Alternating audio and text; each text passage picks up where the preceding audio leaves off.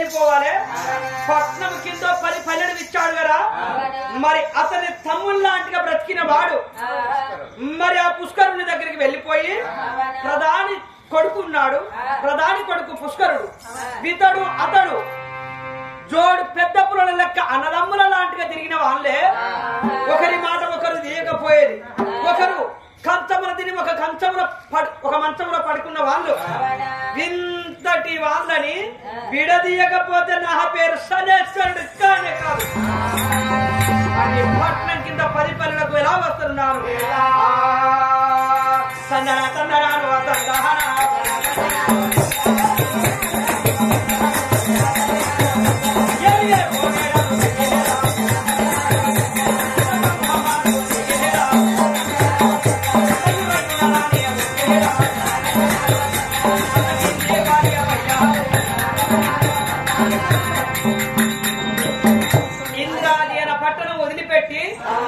పట్నం కింద 10 పల్లెల వద్దకు మరి పుష్కరుడున్న కాడికి తొందరగా చేరుకున్నాను. ఓ రాజా రాజవయ్య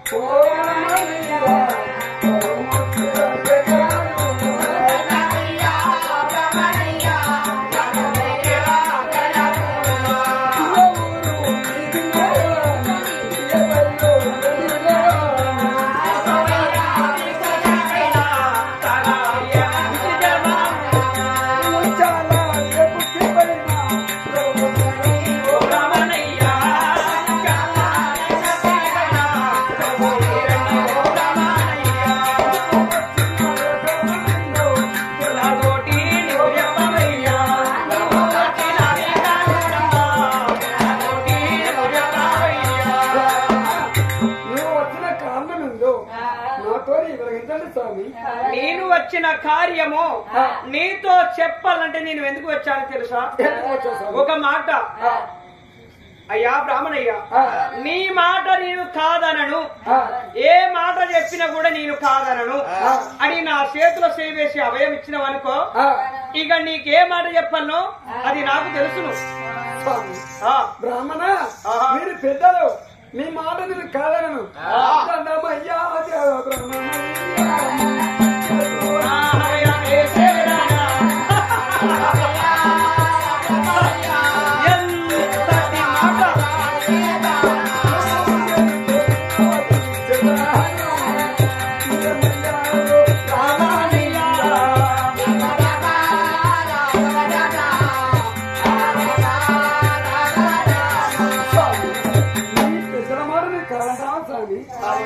బ్రహ్మణులు అంటే నాకు దేవతలు.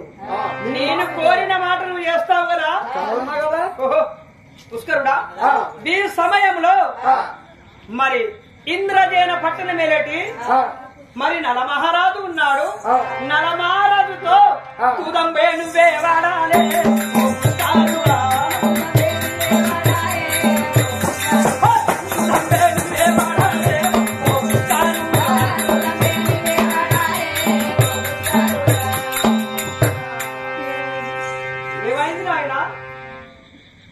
ఏమంటుంది మహారాజు? ఏమైంది? చేతిలో చెయ్యి వేశాను, ధనము ధాన్యము ఎండి బంగారం ఎత్తు అడిగిన ఇచ్చడానికి సిద్ధమే కదా. అన్నం పెట్టిన తండ్రికి సున్నం పెట్టాలంటే, అతనితో దూదమాడాలంటే నా వల్ల అయితే బాధ్యత కాలం నేను ఆడ. అతడు మాతని గొప్పవాడు. అతని యొక్క దూదం అంటే నీళ్ళెత్తే మునుగది నిప్పులెత్తే కాలని నిప్పు లాంటి మనిషి నా చక్రవర్తి మహారాజు.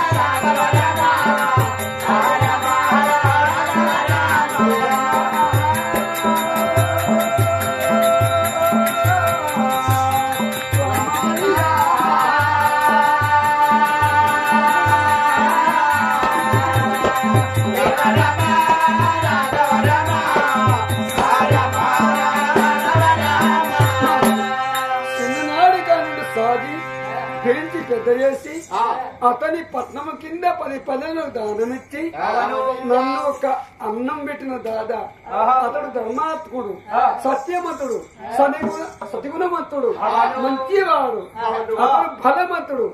అతని జూదం మీద 100 మంది చక్రవర్తులు కూడా గెలవలేదు, 66 చక్రవర్తులు కూడా గెలవలేదు. అతనితో జూదం ఆడాలంటే నా పడేదా? అతను బాధ్యత కాళ్ళు నొక్కుతా. నన్ను తప్పినా మంచిదే గాని మా అన్నతో జూదం ఆడ వచ్చిండు, మా అమ్మ వచ్చింది. ఇక అతడు నాకు దేవుడు. ఇక అతనితో జూదం ఆడుతున్నా. మీ తల్లి మీ తండ్రి వచ్చిన కానుండి చిన్ననాడు కానుండి సారి పేర్చి పెద్ద చేసి పెళ్లి చేసిన వాడు, సొంత మీ అన్నలాంటిగా చూసుకున్న వాడు, అన్నదమ్ముల లెక్క బ్రతికిన వాళ్ళము. అతనిపైకి నేను దూరమాడాలంటే అతడు అగపడంగానే నాతో దూరమాడు అన్న అంటానికే నా ప్రాణం వదులుకుంటాను. భయమా పుష్కరుడా? మీ అన్న పేరు చెప్పంగా ఢోమ్ అంటే కింద పడి ప్రాణం గదగద గదగద వణుకుతున్నావు. అంత భయమా అన్న కింద? అతడు గొప్పవాడు. అంతటి వాడా మీ అన్న? నరశక్ర మహారాజు అంటే అంత పేరు పడ్డవాడా? అంత బలవంతుడా? అంత సత్యవంతుడా? అతని సత్యము, అతని బలము, అతని మాట ఎంత సత్యం ఉన్నారో అతని మాట నేను చెడగొట్టకపోతే నా పేరు శానేశ్వరుడు కానే కాదు. నాయన ఈ సమయంలో నేనెవరు నీకు తెలుసా? అయ్యా మీరు బ్రాహ్మణులు అని తెలుసు. రే మేము బ్రాహ్మణం కాదు, నేను శనేశ్వరుని. ఇది మంచిగా శనేశ్వరుడు. నేను శనేశ్వరునిరా. ఎక్కడ కళ ముట్టియాలనో అలాంటిగా నా వద్ద కళ ముట్టిస్తేనే నాకు అన్నం తిన్నంత ఇలువ. ఎవరికెవరికి బాధ పెట్టియాలనో నాకు తెలుసు, ఎవరికెవరికి పంచాది పెట్టియాలనో నాకు తెలుసు. పోంగా కళ్ళుకు పోంగా అన్నదమ్ముల తీరు పోవాలి, రాంగ బాబామ్మలు లెక్క కొట్టుకుని రావాలి. అలాంటి వాడనరా నేను శనేశ్వరుడు అంటే. నీకు నేను సగం బలం ఉంటా, నీకు నేను సగం బలం ఉంటా. మీ అన్నతో నీకేం కాదు, నీ దూరమే గెలుస్తుంది, మీ అన్న దూరం ఓడిపోతుంది. నీతో నీ పట్టు నేనుంటాను, మీ అన్నతో ఇట్లా దూరం వేస్తాను అన్నాను అంతే. అన్ని నేనే చూసుకుంటాయి, అన్ని నేనే చూసుకుంటా.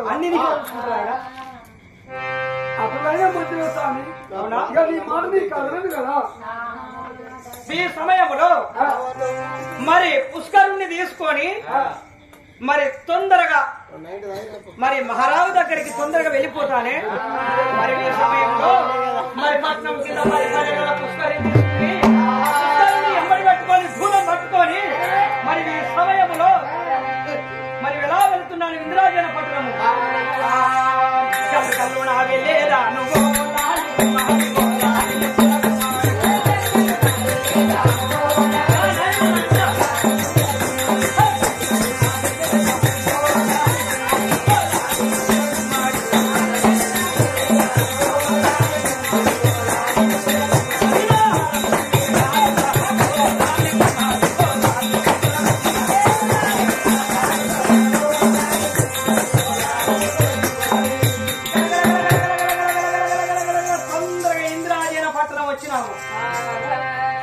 మహారాజా నల మహారాజా ఏడేడు మేడలో అంతా బ్రహ్మల పైన మరి తొందరగా ముత్యాలు కురిచి మీద కూర్చున్నావు. తెచ్చినాను తెచ్చినాను తెచ్చినాను తెచ్చినాను వాడవయ్యా వాడవయ్యా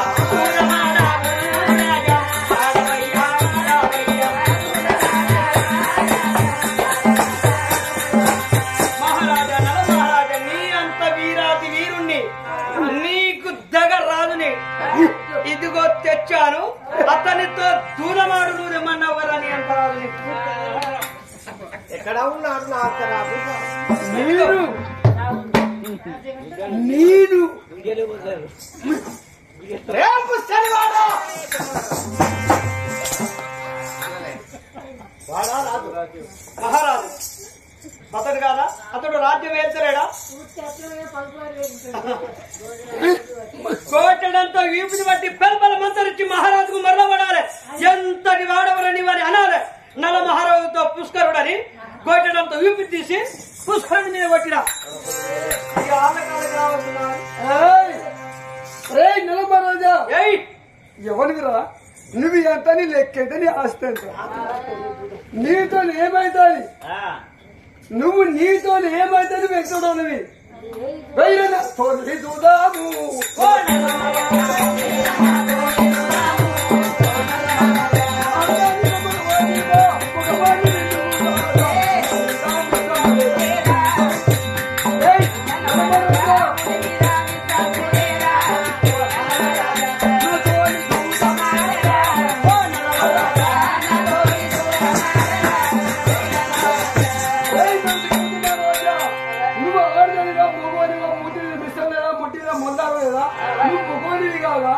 నాతో చూడవేయరా నువ్వు ముఖాన్ని వెంటే నీకు ఎష్టని బలం ఎంతరా నీ ఆస్తి అంత ఆస్తి ఎంతరా నా కోసం పిచ్చావు కాదు నువ్వు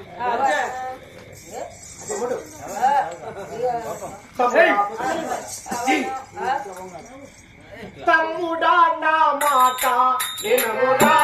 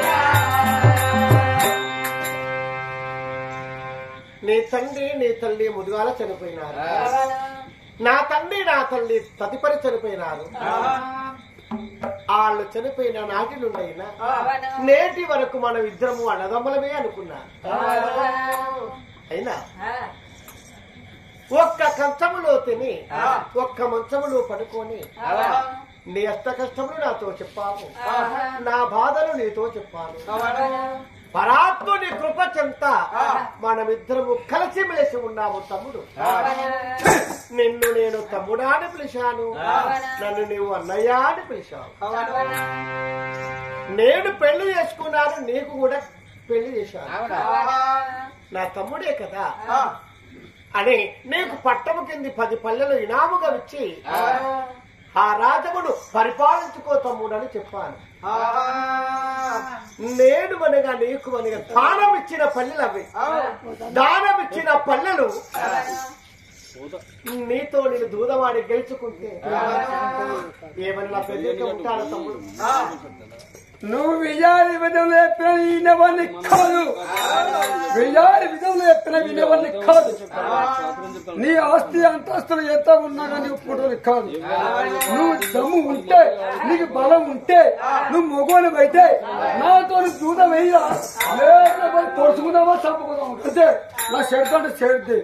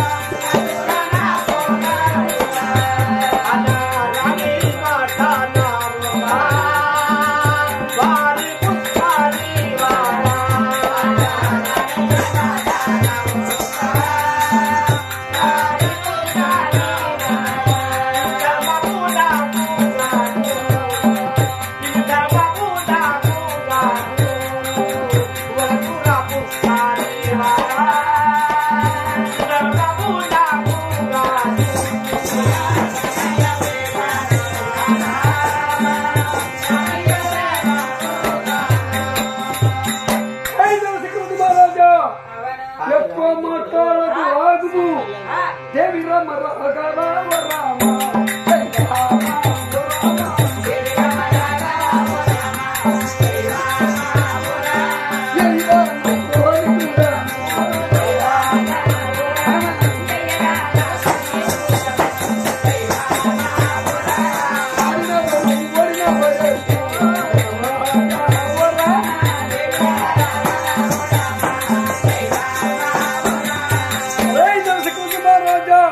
నీకు ఆస్తి అంతస్తులు బలము బాగునందుకున్నావు ఆవిడ నీదెక్కడ నువ్వెక్కర వెయ్యి నాతో దూద వెయ్యి ఏడ్చవా ఏయ్యవా ఆడినవా ఓడినవా ఓడినా చెప్పురా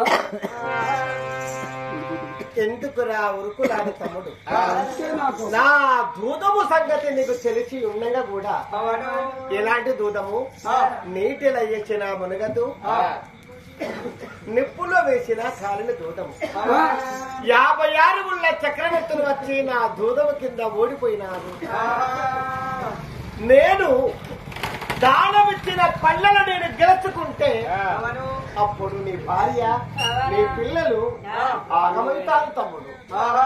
వద్దురా తమ్మి వద్దురా ఈ బుద్ధి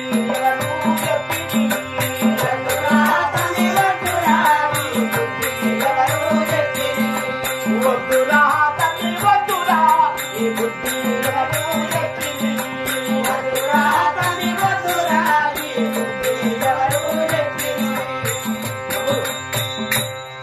కొందరేమో నవ్వుముఖం పెట్టి మాటలు మంచిగా చెప్తారు, మరికొందరేమో కోపముతో తిట్టి 2 మాటలు చెప్తారు. తమ్ముడు, కోపముతో చెప్పిన మాట మంచిదా, నవ్వు మాటతో చెప్పింది మంచిదా? నువ్వు 100 విధాలు చెప్పు, పొడుచుకుంటావా గుద్దుకుంటావా, నేను నీ తప్పాలి నువ్వు తప్పాలి. నవ్వుకుండా చెప్పిన మాటే మంచిది, నవ్వుకుండా చెప్పిన మాటే మంచిదా? పొడుచుకుంటావా కత్తి చేయన్నా అరే ఒరే మూర్ఖుడా, ఎందుకురా వేగిరము నిర్ధము దుర్తి మరణము నిజానమే భోజనము ఆలస్యమే అమృతం అంటారు.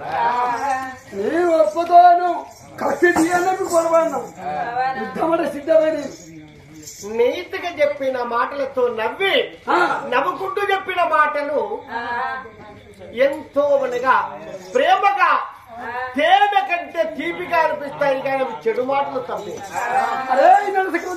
కోపముతో చెప్పిన మాటలు ఎగిరవి దాటి పెట్టము చెప్పాము.